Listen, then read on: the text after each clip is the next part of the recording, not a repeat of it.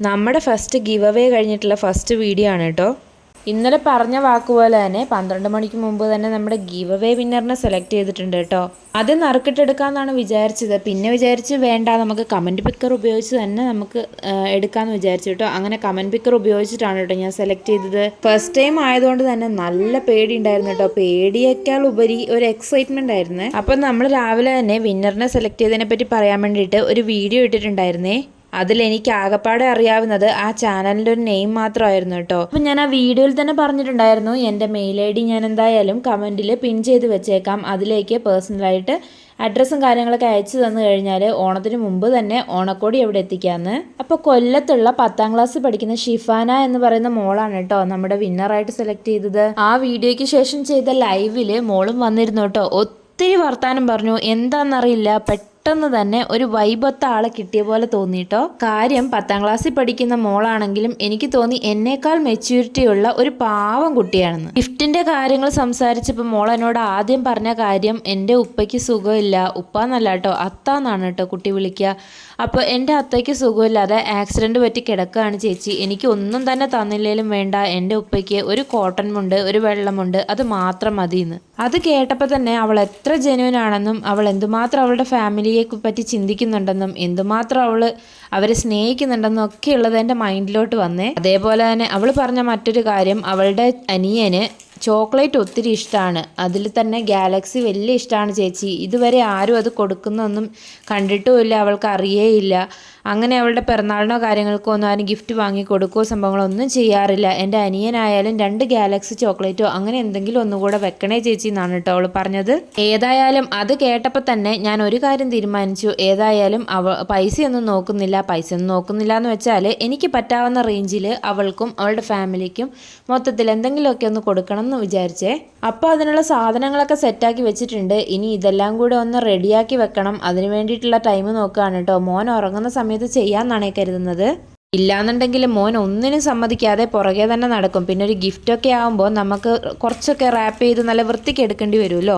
അതിനിടയിൽ എനിക്കൊരു mobile case വന്നിട്ടുണ്ടായിരുന്നേ. മൊബൈലിന് കവറില്ലാതെ കുറേ നാളായിട്ടോ ഇങ്ങനെ കൊണ്ട് നടക്കുന്നത്.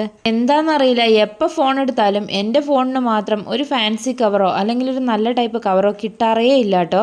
ഇതിപ്പോൾ ആമസോണിൽ നിന്ന് നോക്കി വാങ്ങിയതാണേ. ഇതുപോലെ ക്യാമറ ക്ലോസ് ചെയ്ത് വെക്കാനൊക്കെയുള്ള ഓപ്ഷനൊക്കെ ഉണ്ടായിരുന്നേ. അടിപൊളി കവറാണ് കേട്ടോ.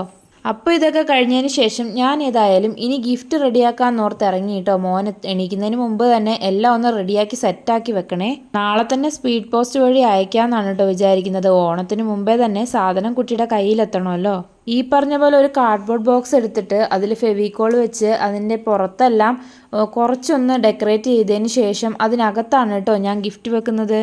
അപ്പോൾ ഇതുപോലെ പശ എല്ലായിടത്തും കൂടെ തേച്ച് കൊടുത്തിട്ട് ഇതേപോലെ ഗിഫ്റ്റിൻ്റെ ആ ഒരു പേപ്പർ ഉണ്ടല്ലോ, ആ പേപ്പർ വെച്ചിട്ട് ഇതുപോലെ ഒട്ടിച്ചു കൊടുക്കുകയാണ് കേട്ടോ ചെയ്യുന്നത്. ഇങ്ങനെ ഈ ഫുൾ ബോക്സും കവർ ചെയ്തെടുക്കാമെന്നാണ് കേട്ടോ കരുതുന്നത്. ഒരു ഗിഫ്റ്റ് ഹാമ്പർ പോലെ സെറ്റ് ചെയ്യണമെന്ന് ആഗ്രഹമൊക്കെ ഉണ്ടായിരുന്നു. പക്ഷെ അതിനുള്ള സമയമോ സാഹചര്യമോ നമുക്ക് ഇല്ലാത്തതുകൊണ്ട് ഇതുപോലെ ഒന്ന് സെറ്റാക്കി എടുക്കാമെന്ന് ഓർത്ത് കേട്ടോ. തുടങ്ങിയപ്പോൾ ഈ പറഞ്ഞ പാടൊന്നും വിചാരിച്ചില്ലെങ്കിലും എൻ്റെ ദൈവമേ, അവസാനമായപ്പോഴത്തേക്ക് മടുത്തു പോയിരുന്നു കേട്ടോ. ഇത് കയ്യിലെല്ലാം പശയൊട്ടിക്കഴിഞ്ഞാൽ അറിയാലോ ഒരുമാതിരി അവസ്ഥയായിരിക്കുമല്ലോ. പോരാത്തതിന് മോൻ ഇപ്പോൾ വരുമോ എന്നുള്ളൊരു പേടിയും കൂടെ മൈൻഡിലുള്ളതുകൊണ്ട് ടെൻഷൻ അടിച്ചാണ് കേട്ടോ ഇതെല്ലാം ചെയ്തത്. അങ്ങനെ ഏതായാലും തലങ്ങും വിലങ്ങും മുറിച്ച് ഈ പേപ്പറെല്ലാം കൂടെ സെറ്റ് ചെയ്ത് ഒരു നല്ല ബോക്സ് ആക്കി എടുത്തിട്ടുണ്ട്. ഇനി അതിലേക്ക് നമുക്ക് എല്ലാ ഗിഫ്റ്റും കൂടെ ഒന്ന് സെറ്റ് ചെയ്തെടുക്കണേ.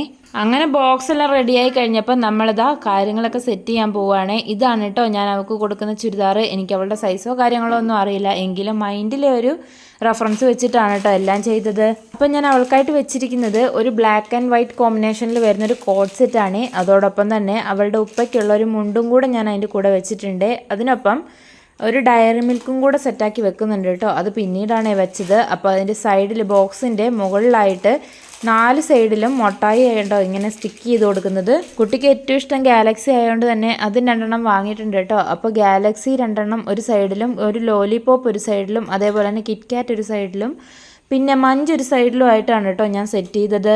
അപ്പോൾ നടുക്ക് ആ മുണ്ടിൻ്റെ കൂടെ ആയിട്ട് ഒരു നല്ല വലിയ ഡയറി മിൽക്കും കൂടെ വെച്ചിട്ടുണ്ട് കേട്ടോ. അങ്ങനെ നമ്മുടെ ഗിഫ്റ്റ് ബോക്സ് ഒക്കെ റെഡി ആയിട്ടുണ്ട്. ഇനിയിപ്പോൾ ഇത് റാപ്പ് ചെയ്ത് ഇതിൻ്റെ പുറത്ത് അവരുടെ അഡ്രസ്സും കാര്യങ്ങളൊക്കെ ഒട്ടിക്കണം കേട്ടോ. അതൊക്കെ പേഴ്സണൽ ആയതുകൊണ്ട് തന്നെ ഞാൻ വീഡിയോയിൽ കാണിക്കുന്നില്ല. അപ്പോൾ ഇന്നത്തെ വീഡിയോ ഇത്രയേ ഉള്ളൂ. അടുത്ത വീഡിയോ ആയിട്ട് കാണുന്നവരേക്കും ബൈ.